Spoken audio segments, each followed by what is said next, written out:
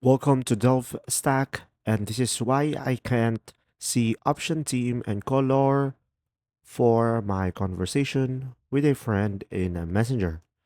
So guys, if you don't know, the team option on messenger can be individually. So just simply go to the inbox of your friend and go to their name at the top. You should be able to see here team, and from here you could have the team option. Now, if you ever wondered and if it's not available on your device, one thing that you could consider is by going to the Google Play Store. Now, over here, you could just simply go ahead and search for the application messenger and tap on it and make sure you are running the latest version.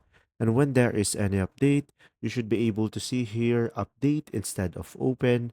And to make sure, just simply select the three dots on the top right and enable the auto update. Now, guys, sometimes if you are in a secret conversation as well, team options may not be available, or if you deleted a chat and started a new one with the same person, you will need to reapply the team. Now, another option that you could try is just simply go ahead and restart the app. So, guys, here just simply go ahead and tap on the app and you will have app info over here. And after that, you will have your storage.